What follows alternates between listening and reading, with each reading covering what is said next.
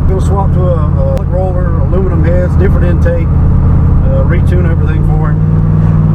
I've tuned it. This thing fired right up. It drives so good. It's just like a regular old car. Pretty awesome. But fix to take it and make it go a whole lot faster.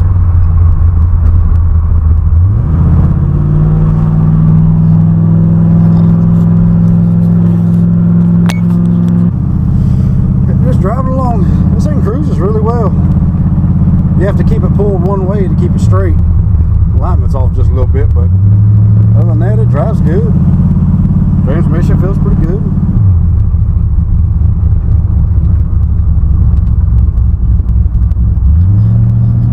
But the cam that's going in it, like I said, the roller deal. This is probably a pretty mild cam. Sounds like probably a 110 lobe separation, give or take. Probably 220, 230 duration. So it's pretty good, but it's got a dual plane on. I mean, a single plane. One of them low-rise single planes. I'm gonna put a dual plane stuff on to give her a lot more torque and stuff down low. But, cool.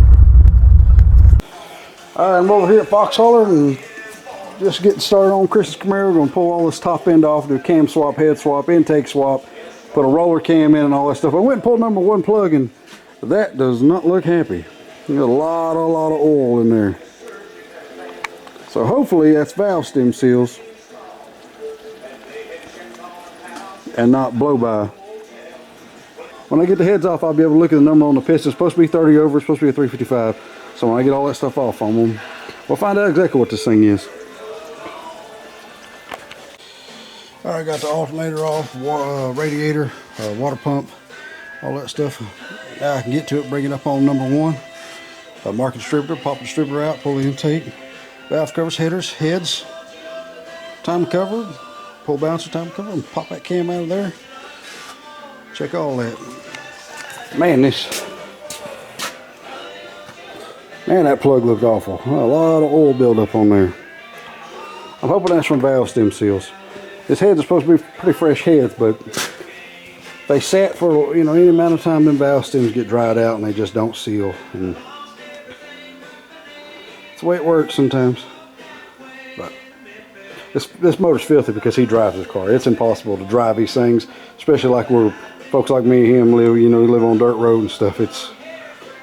They're gonna get filthy. It's just the way it is. I'll clean everything up for him. But cam I went with is a 268 comp cam AR roller, pop-up lifters. Lash will be about 20,000. I'll set it 15,000 cold. You'll be able to see all that when I do it. Yeah, intake. I call this intake Elvis because it's the 336 Holly Contender, and it's from idle to 7200. It's a single plane high rise. It's got the largest plenum and largest runners of any of the dual plane. I was going to go with a air gap on this, but the clearance is an issue. So air gap would have put the thing all the way up, hitting the scoop and all that, and it's just too far up. So this has got a single plane on it. I think a power band on this, I'm not quite sure. I'd have to look it up. But it's like a Wyam single plane. I mean, the intake works good, but I'm after low end torque. Like the cam, the heads, it's a 185cc head, aluminum head, 202 160 valve, 64cc combustion chamber. The flow at 500s is like 236. So this thing, it's going to breathe and it's going to run awesome. It's going to be so snappy. It's going to have so much low end. Like I said earlier, this motor's probably about 290 horse. It'll be about 415, 420 with the cam and stuff. And the gas mileage, good gas mileage. This has got a pretty tight converter, so I couldn't go with a real crazy radical cam. But this will be good. Like I said, 525 lift. 268, 268 advertised duration on a 110. So that's like 224, 525, 525. So it's going to be super snappy. It's going to have fantastic engine vacuum. Like when I was driving this car, the brake booster, I mean, the brakes were very, didn't really have much brake. I mean, it had brakes, but not enough. So it's going to get fantastic gas mileage. It'll pull like crazy. It's going to be good all the way around. This thing ought to snatch the tires loose in high gear. Which before, it didn't do that at all. Like, you just kind of, whoa, but it ought to snatch them loose in high gear. And It'll make it good. This will be the perfect combination, like I did all my math and everything else. I'm going to pull these heads off and figure out what the piston is.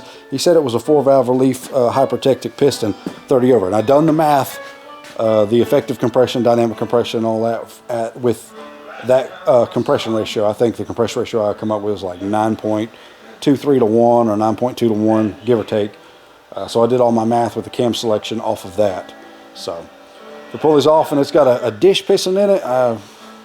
I might have to use a thinner head gasket, but I got a Felpro 39,000 head gasket.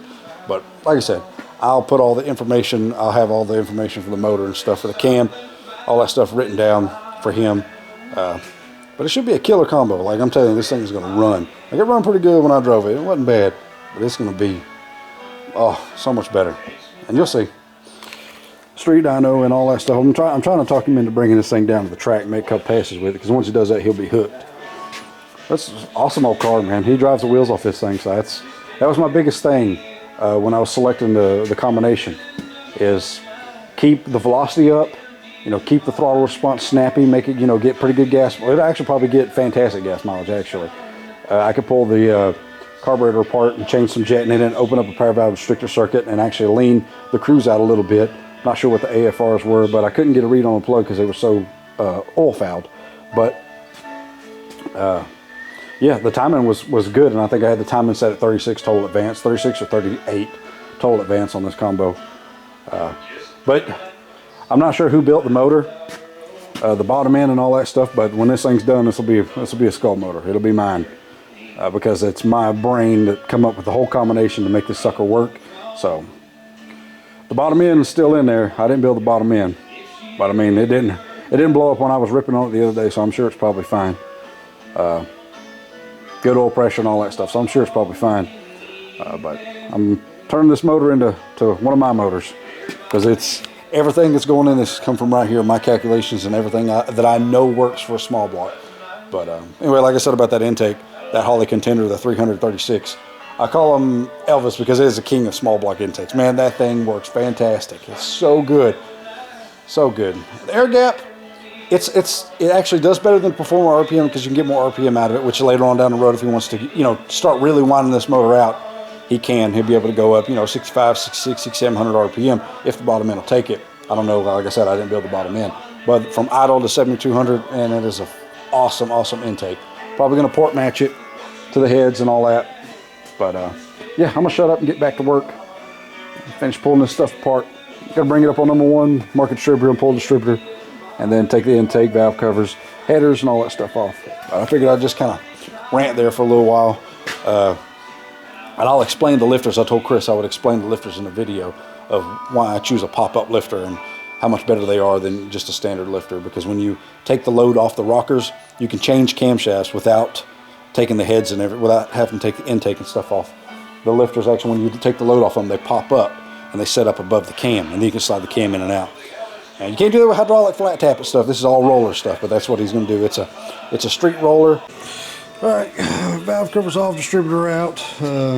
This actually thing had screw-in studs, which, I mean, this is a 3998920. This is a 76cc smog head.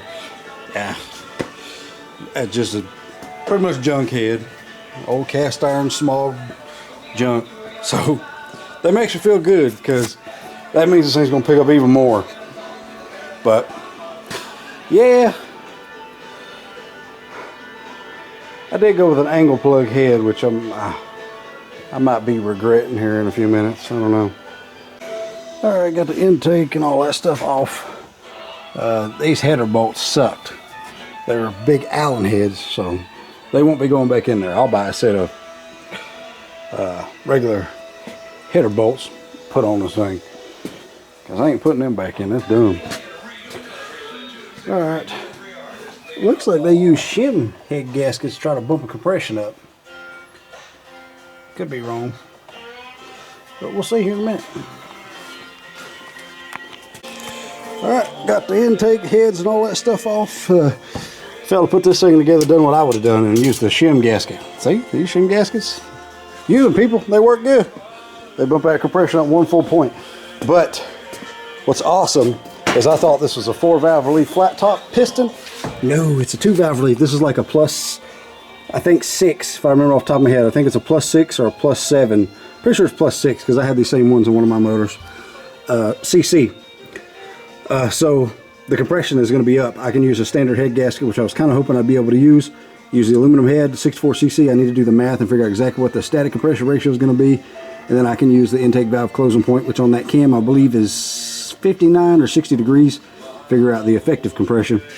And that'll dictate what kind of fuel he's going to run, which he needs to run 93 in it more than likely, just to be safe, where we can kind of kick the timing up a little bit. But looks like a hyper-eutectic piston, 40 over. It's not 30 over, it's actually 40, which makes it 356, which is awesome. Looks like an H631P. I think that's a Speed Pro or a Sealed Power. I think it's a Speed Pro.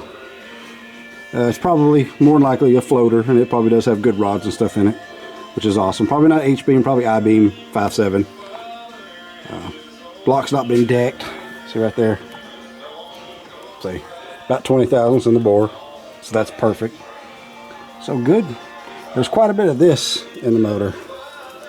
This crud built up off the valves, I suppose. But cool. Yeah, these heads are just 194 valve, 150, 76cc, just a old cast iron smog head, nothing special. That's the only thing I'd reuse off of them would be the springs, put in a stock head somewhere. That's all I'd use. Because that's a 1.25 OD spring. But cool, alright.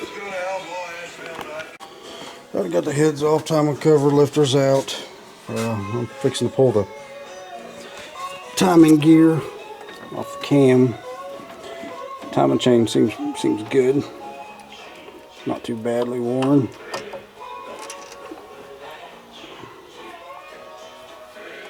Set that right there. Now we'll pull the cam out and see what the cam was. And I might go ahead and stick the roller in it. Set the lifters down in there. Do gotta set the end play. But I gotta see if I got a cam button for it. Alright, so I'm pulling this cam out. And when I pulled the first lifter out, I mean, the lifters come out, they weren't mushroom or anything. But you see that lobe right there? I'm going to measure it when I pull it out, but it feels, see that's not got a nice rounded tip like the other ones. You see the little pits? That is a lobe that is on the way out. 100% sure that's a lobe on the way out. So, this is why rollers have become such a popular thing. Alright. Since the old cam, I was looking at it, it's got, you can see the lobes are on the way out, so that's just no good. That was on its way to destroying this motor. Okay, I got the new roller right here. This is a 268 AR10 comp cam. Just set that right there, and I'll show you this Lunati setup.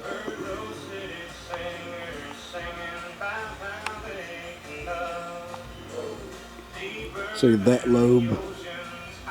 See the one next to it? See the pits, the different color. The tips is gone. So that sucks right there. That one too, that one's on its way out. So this is junk.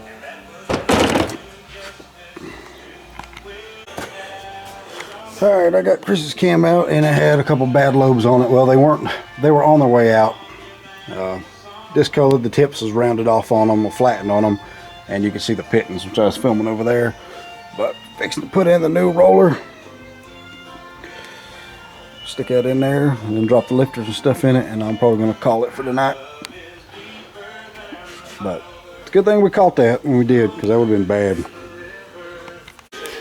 Alright, got the new roller started in there. I got all lubed up with assembly lube.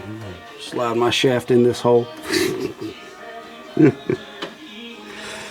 Oh, yeah, I'm going to slide it on in there and then put the timing chain stuff back on. I think I'm going to get a nylon cam button instead of the aluminum one that I got. I'm going to check the end play and see where it's at. But yeah, like I said, this is 268 AR. 525, 525 on 224, 224 and a 110 at 50. So it's gonna change the whole behavior of this motor. It's really gonna wake it up. And because of them, I've done the math on the pistons and the head gaskets and the heads of 64cc. It's going to be 9.96 to 1 static compression. Effective compression is going to be 7.80, so it'll be perfectly fine for pump gas. Probably have to run 93. It should be perfectly fine. We can run the timing up to about 36 degrees, and it'll be a killer combination. I'm giving this motor everything that it's wanted. So when you do that with a small block, they tend to do very, very well. Slide that on in there, and I'll probably drop a lifters down in it and call it. Alright, new cam is in. I got to put the cam button and set the end play and do all that stuff, drop a lifters and all that in it, but I'm done for today. There's the gaskets, heads are in the box. So it's Friday, it's Christmas Eve, so we probably won't do this till next week. How much money you got in the car? Alright, got the cam in, got the end play set. Got the lifters in. These are Lunati 72 400s. Got the head gaskets on. 7733 PT2. Yeah. Go ahead and grab the heads, set them down on there. Start torquing it all together. So these are the pop-up lifters I was talking about. See, when they're set with the lash in them, they're pushed down. And then you can take the rockers loose and they pop up off the cam lobes. Then you can do a cam swap without ever having to take the intake and stuff off. I love these things. And they are really good. They actually have, like if you look, they have a self-oiling hole right there. See the hole? Actually sprays oil directly onto the roller. So that's why they last so long. Expensive, but good, very good. That's what I run in all my motors. Alright. Heads is going on, lifters and stuff is in. This is a 185cc head, 202 160 valve, roller springs, 1.43 OD, good to about 600 lift. I think it's 145 spring seat pressure last time I checked, because I took them all apart and set the springs, installed heights and all that, and it's set at a 1.85, and at 1.85 the seat pressure is 100 and I have to look at my book. I can say 140, 138 or 140, and then open pressure is about 300. So should be plenty good enough to do what it needs to do with it. But I went with 185cc simply because it's got that velocity, and it ain't gonna be just no crazy RPM motor. So it'll give the motor exactly what it wants, where it wants it. All right, other head is on and torqued.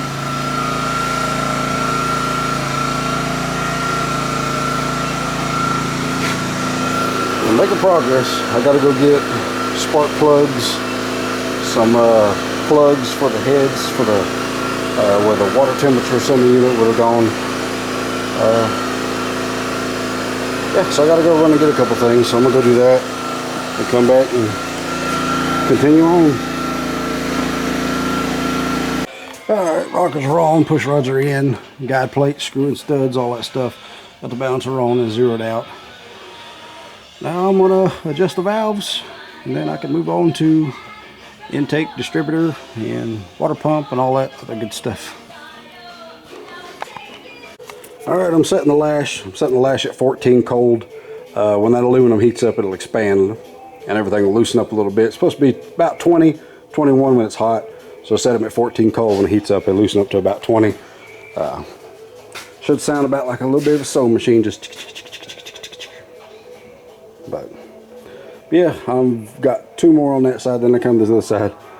Just crank it around, lay on that spring, crank it around, and then adjust them. Very time consuming. It's a lot easier when you're just bumping it, but yeah, be alright. You just got to set them the one time, and with these rockers and stuff, these are really good high quality rockers and good poly locks and guide plates and everything like that. So most of the time when you set them, you really don't got to mess with them again for a good long while. Good. These are 7.85 push rods. Yeah, these are 50 thousandths longer push rods.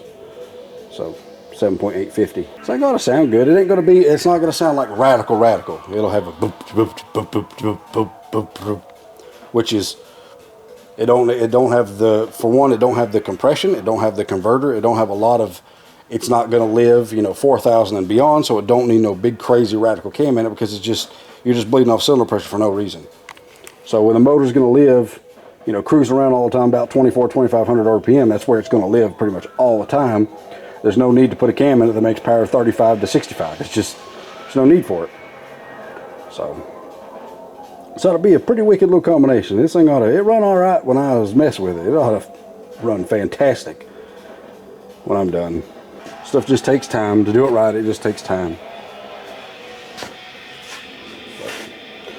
All that purdy looks good on there, don't it? Another thing, I don't know if I mentioned or not earlier. If I did, and then I'll say it again, and then I'll cut it out and edit it. But these lifters are extremely light lifters. They're probably the lightest roller lifter you can get, and I really like using them because it's just easier on Valvetrain stuff. You don't have so much weight bouncing around. It's easier on the springs and all that, and they work really, really well. I don't know if I mentioned that earlier, but these are the same lifters I run. Crane used to make them, and that's what I originally was trying to get, the Crane version, but the Crane don't sell them no more. So I got the Lunati, which is the exact same thing. Even the part numbers is the same. Y'all about to see one of the most awesome small block Chevy intakes that has ever made. These things are, I got it sitting in the seat right there. These suckers are fantastic. Dual plane, idle to 7,200 RPM. It's got the largest plenum and largest runners of any of them. The air gap is probably a little bit better than this, but with something you're going to fire up and run in cold weather, having that big gap underneath the intake, underneath the runners, actually makes it a lot more cold natured. So this will make it'll be able to fire it up and run it in cold weather without any issue. But the air gap is also about an inch taller than what this is, which we can't run because of its hood clearance issues. So it's got to be just tall enough to still get a breather on it and put it up in there. And so that's the perfect height. So it'll be about the perfect intake for this deal. So slap a gasket on there and drop her down. All right, got the intake on there, heads, gasket, all that good stuff. So now drop the stripper in, carburetor, and keep going. All right, the intake's on, carb's on, distributor's dropped in. Moving right along. I might hear this thing tomorrow. But that's a wrap for right now. I'm going to call it and go sit down for a little while. My back is killing me. All right. About 8:30, I'm back over here working on this thing again. Got to put the bronze tip push rod for the fuel pump in there. Do that and then start bolting everything back on it.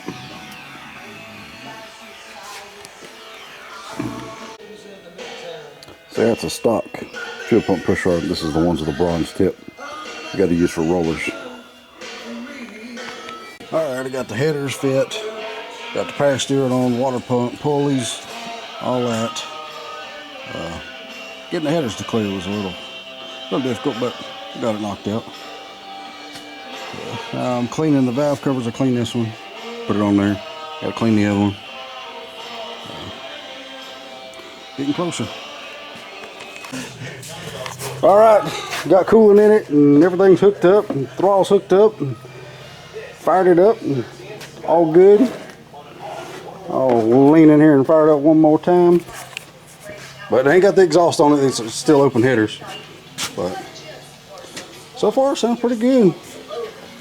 I ain't set the time on or adjust the carburetor or nothing yet, but it's pretty close.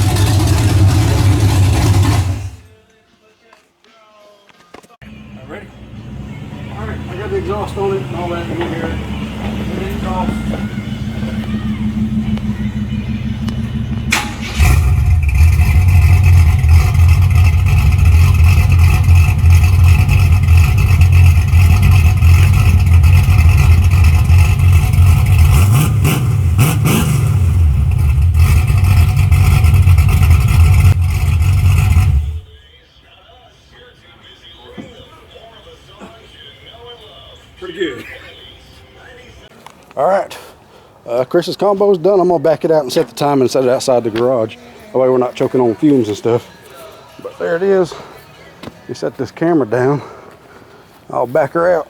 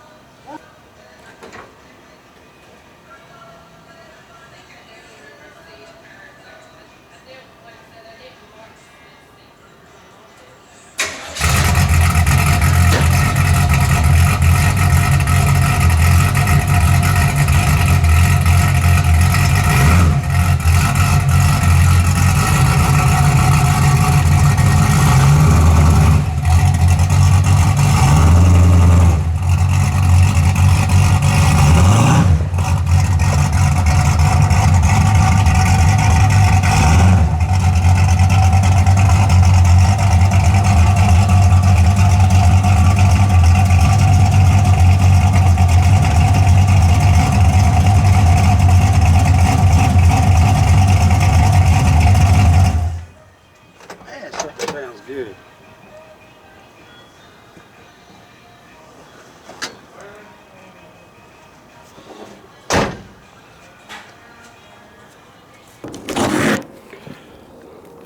All right, throwed her in gear. Man, didn't drop a single RPM. That's gonna be perfect.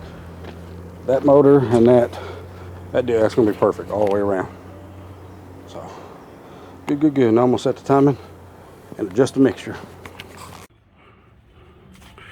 All right, here we go.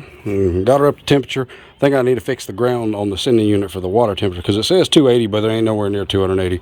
So I can put my hand right on it. It ain't hot at all. Maybe 130, 140 degrees. It ain't no 280. Cooling, all stuff's topped off, all that. Timing set. The initial's only 10 degrees. The total advance is only about 30, 31 degrees. Leaving it a little bit low till he gets used to it because, I mean, I don't want him to take it out and, you know, snatch it loose and hit something with it or anything like that. So I'm going to keep the time and everything, keep it down, let him get used to driving it and cruise it around. Then I'll go back out there and turn it up. No pump shot, nothing. Just lean it here and grab her. And oil pressure's good. About 35, 40 pounds up to temperature.